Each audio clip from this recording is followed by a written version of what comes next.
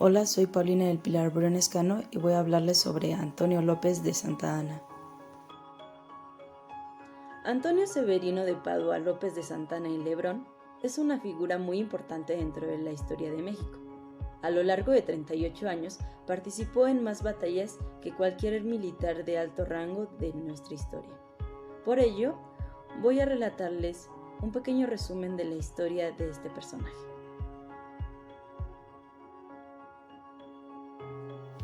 Antonio López de Santana nació en Jalapa, Veracruz, el 21 de febrero de 1794, en una familia criolla que formaron don Antonio López de Santana y doña Manuela Pérez de Lebrón.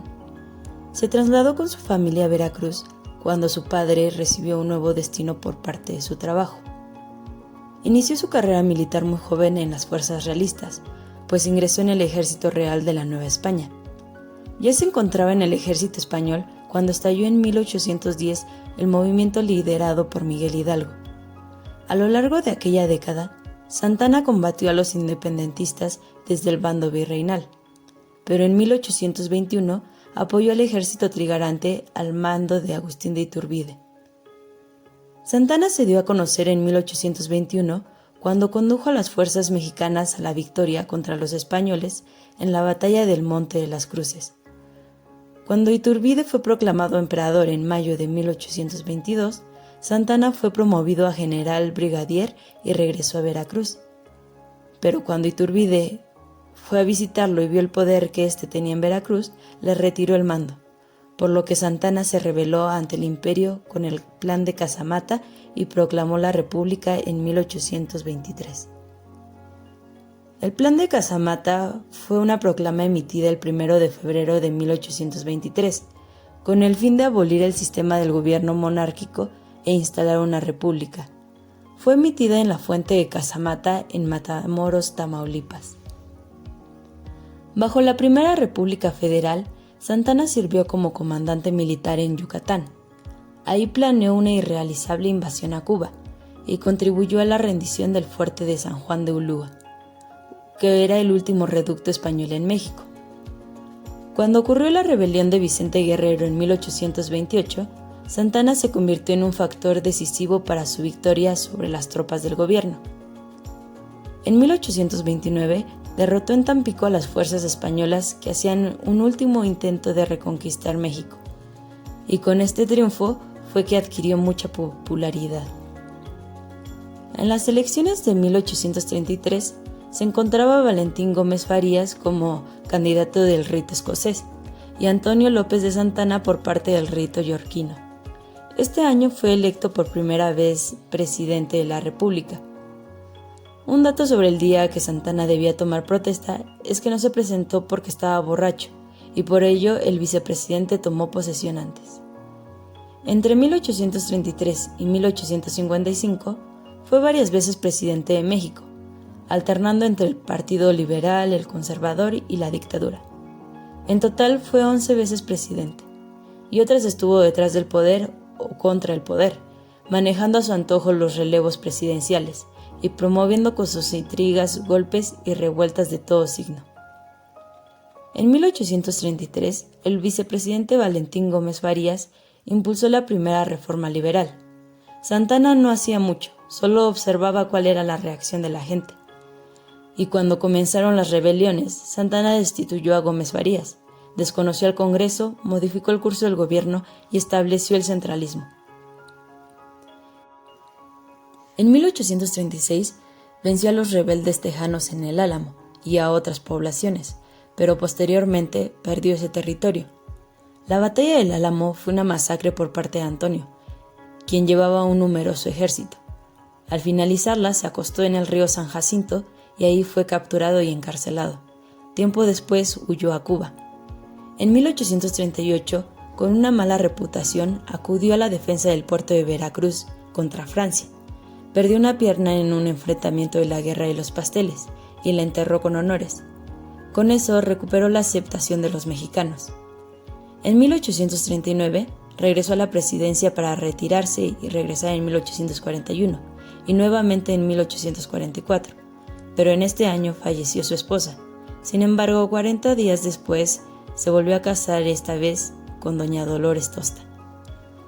En 1846, el presidente Valentín Gómez Farías lo llama de su exilio para que se presente al frente del ejército en la guerra contra Estados Unidos. En marzo de 1847, Santa Anna vuelve a ser presidente, pierde contra el general Taylor y el 16 de septiembre de 1847, la bandera de Estados Unidos es izada en el Palacio Nacional. Es importante aclarar una confusión muy común. Santa Anna solo vendió la Mesilla a través del Tratado de la Mesilla en 1853 y perdió Texas por el Tratado de Velasco en 1836. El demás territorio que se pierde es por el Tratado de Guadalupe Hidalgo en 1847, que fue firmado por Manuel de la Peña y Peña, sin el consentimiento de Santa Anna, pues éste se encontraba preso. El 9 de enero de 1854, durante el que sería su último periodo de gobierno, Santa Anna decretó el impuesto a puertas y ventanas, y lo denominó impuesto a luces exteriores, pues decía que cobraba por luz solar y de farol que ingresaba a las casas. El impuesto por cada perro fue decretado el 3 de octubre de 1853. La cantidad por pagar era de $1 al mes por perro, sea cual fuese su clase, tamaño o condición. También hizo que se le diera el tratamiento de Alteza Serenísima. El plan de Ayutla surge en 1854 y buscaba quitar del poder a Santa Anna. Proclamaba que él y toda ley que hubiese promulgado quedaba abrogada. Detrás de esta se encuentra al mando Juan Álvarez. Santa Anna renuncia a su cargo y vuelve a huir hacia Colombia. Vivió en el exilio hasta que Sebastián Lerdo de Tejada en 1874 le permite regresar a México y muere el 21 de junio de 1876 en su casa de Ciudad de México.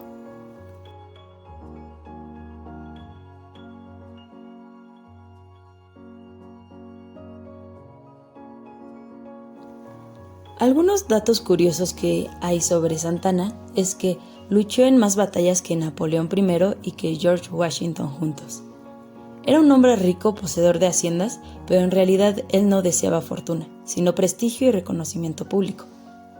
Convocó al concurso para la creación del himno nacional mexicano, que está en uso hasta nuestros días. Según sus palabras, él ofrecía un precio a la mejor composición poética que pueda servir de letra a un canto verdaderamente patriótico.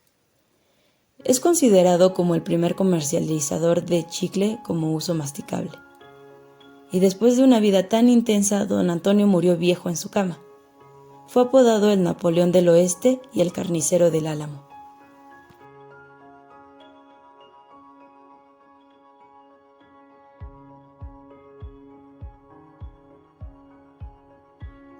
Para finalizar, en mi opinión, Santa Anna fue un gran militar.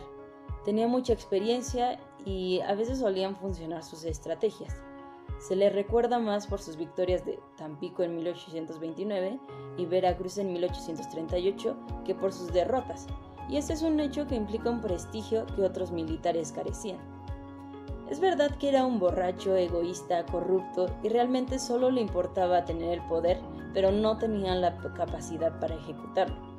Sin embargo, no diría que fue el peor presidente, porque México se ha caracterizado por tener a mucha gente incompetente en el poder.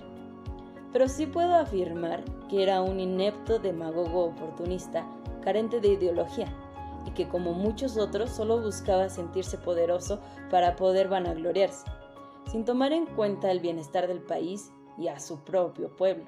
Santa Anna tomó muchas decisiones muy cuestionables y cometió una serie de errores desastrosos, pero él es el reflejo de la situación en la que se encontraba México en ese momento.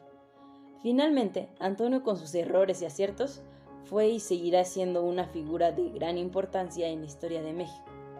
Debemos de ver su papel en la historia de manera objetiva. No hay buenos y malos, solo hay personas que buscaban el poder.